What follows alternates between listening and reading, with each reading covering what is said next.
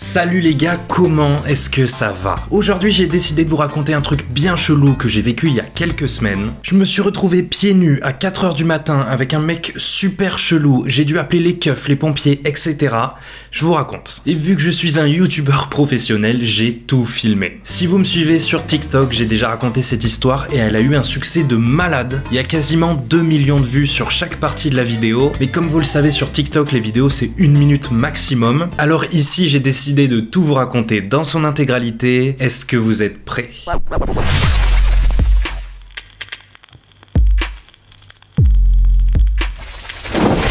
Tout commence le mardi 30 juin. Aux environs de 1 h 30 du matin, je suis dans mon lit qui est juste là. Je regarde des trucs sur YouTube sur mon ordi quand j'entends des bruits chelous. Faut savoir que moi, j'habite dans une résidence qui est plutôt vieille, donc les murs c'est carrément du carton. Et juste à côté de la porte d'entrée de mon appart, il y a l'ascenseur de l'immeuble. Et la nuit, quand il y a absolument aucun bruit et que l'ascenseur il s'arrête à mon étage, ça fait un max de bruit, surtout quand les portes elles s'ouvrent. Vivez à Paris les gars, c'est vraiment un plaisir.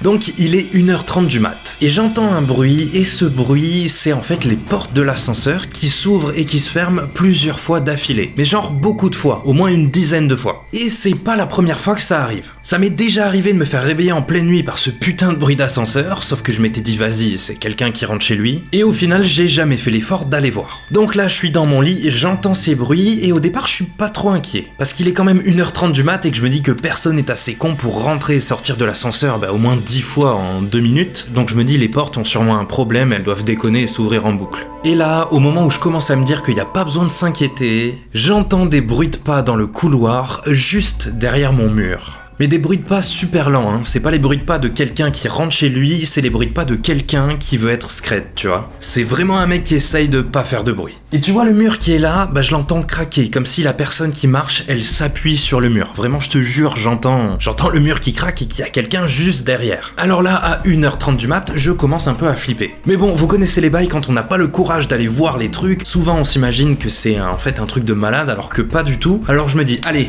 je me lève et je vais voir ce qui se passe. Je sors pieds nus parce que j'ai pas le temps de mettre des chaussures, je me dis vas-y je vais voir en deux spi, et j'ouvre la porte de mon appart. Sauf que la porte de mon appart elle était fermée à clé, et quand tu la déverrouilles ça fait un peu de bruit. Tu vois, s'il y a quelqu'un qui est dehors, il entend que quelqu'un s'apprête à sortir. Mais bref, je fais au plus vite, je sors pieds nus, j'ouvre la porte d'un coup, et là j'entends que la personne qui était dans le couloir se précipite vers l'ascenseur.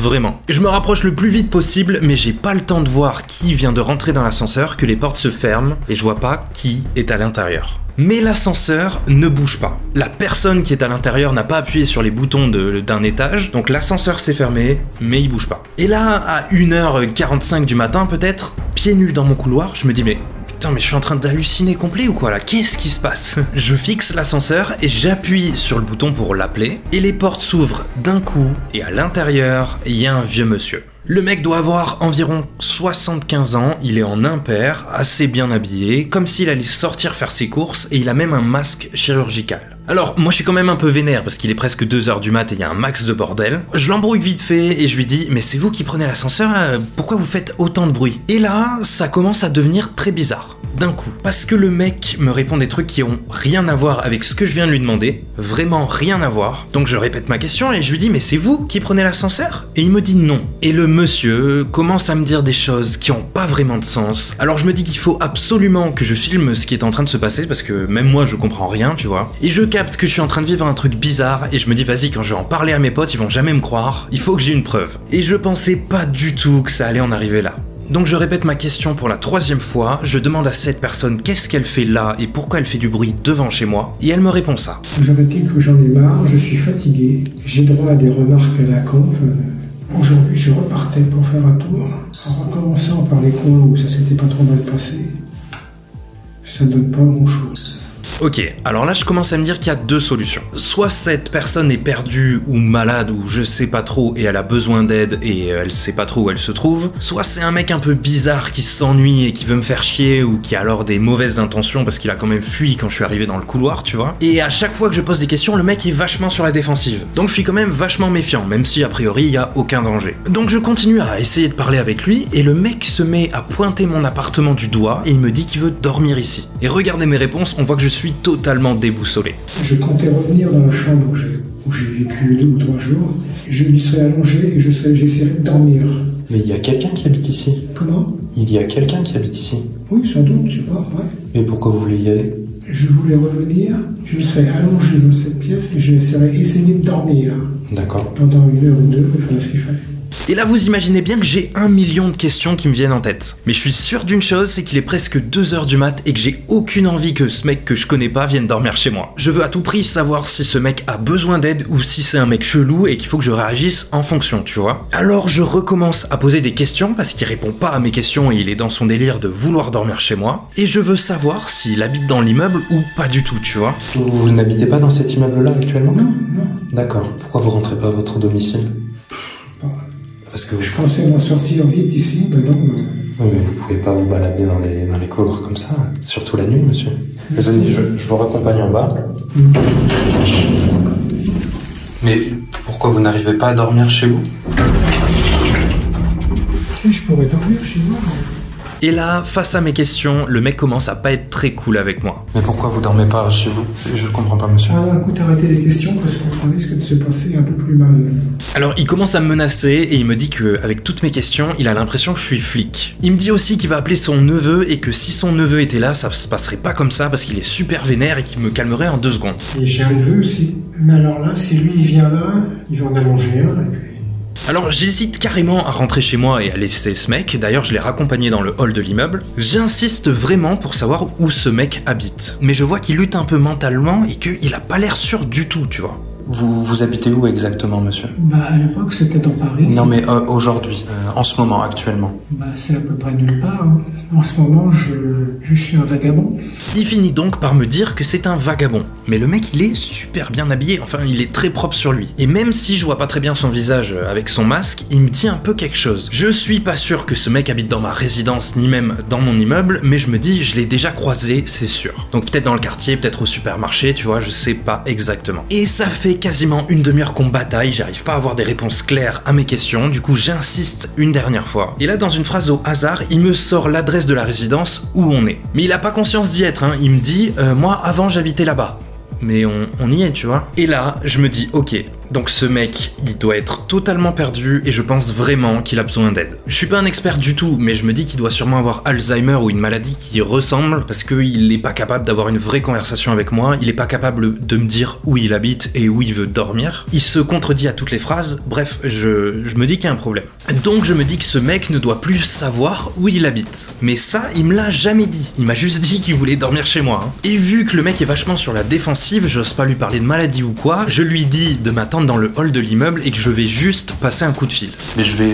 venez, on va aller dehors et je vais essayer de contacter quelqu'un pour qu'il puisse vous aider, monsieur.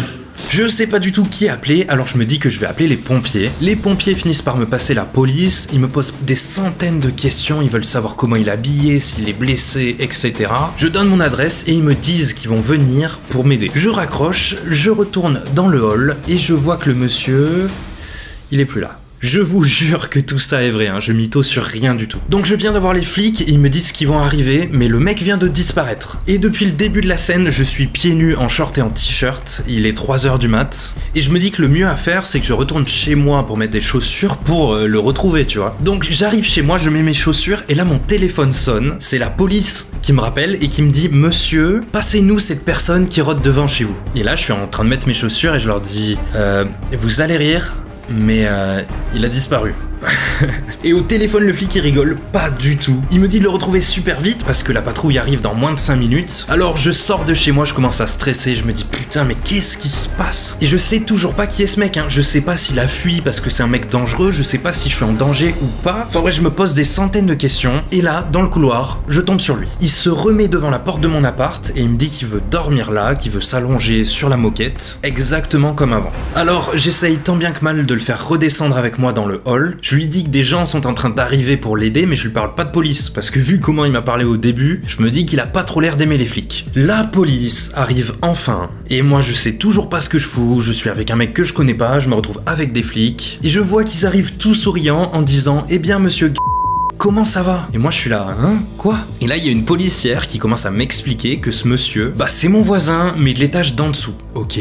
c'est cool, pourquoi tu me l'as pas dit au téléphone? Et s'ils le connaissent si bien, c'est parce qu'ils ont déjà dû intervenir la veille, parce que ce monsieur, il a Alzheimer. Pour ceux qui connaissent pas, Alzheimer c'est une maladie où tu perds tes souvenirs, tu perds petit à petit la mémoire, et tu peux oublier des choses super basiques comme manger avec une fourchette, qui sont les membres de ta famille, enfin c'est vraiment pas cool comme maladie quoi. Et ce monsieur, en fait, des fois, il se rappelle plus de où il vit, il sait plus à quel étage et il sait plus quelle est la porte de son appart. Et la veille, il a essayé de rentrer dans un appartement en mettant sa clé dans une porte qui était pas la sienne, à 2h du mat, et le mec a donc appelé immédiatement les flics et c'est pour ça qu'ils ont dû intervenir. Et moi mon histoire c'est arrivé le lendemain. Et je capte enfin que du coup s'il est si méfiant et qu'il me traite de flic depuis le départ, c'est qu'il comprend pas pourquoi en ce moment il est tout le temps confronté à la police, il sait pas ce qu'on lui reproche. La police finit donc par le ramener à son étage et il me dit ce monsieur habite ici, donc si vous le recroisez, ramenez-le ici, et moi je peux enfin rentrer chez moi. N'empêche que cette histoire ça m'a fait bien réfléchir, ça m'a fait vraiment de la peine parce que ça se voyait qu'il luttait pour avoir ses souvenirs, il était complètement perdu, c'était très dur d'avoir un dialogue avec lui, et ça doit être vraiment dur à vivre pour lui comme pour toute sa famille en fait. Et maintenant que je sais que c'est mon voisin, je l'ai croisé plein de fois, dont une fois où je suis rentré genre vers minuit, il était dans le hall de l'immeuble et il tournait en rond, il était vraiment du père et du coup j'ai essayé de le ramener à son étage, je l'ai amené dans l'ascenseur avec moi, je lui ai parlé vite fait et il a essayé de sortir à mon étage, et je lui ai dit non, vous habitez à cet étage là, il faut que vous y alliez, etc. Et au final, il a pu rentrer chez lui. D'ailleurs, il avait pas du tout l'air de se souvenir de moi. Et voilà les gars, c'est la fin de cette histoire qui m'a un peu fait flipper, je vais pas vous mentir. J'espère en tout cas que ça vous aura plu. Force à tous ceux qui ont quelqu'un qui est malade d'Alzheimer dans leur famille. Si vous avez vécu des trucs un peu bizarres comme ça, n'hésitez pas à me raconter ça dans les commentaires. Oubliez pas de vous abonner parce qu'il y a plein de nouvelles vidéos qui vont arriver. Oubliez pas le petit pouce bleu non plus, je crois que c'est ça qu'il faut dire à chaque fois. Salut les gars, à la prochaine.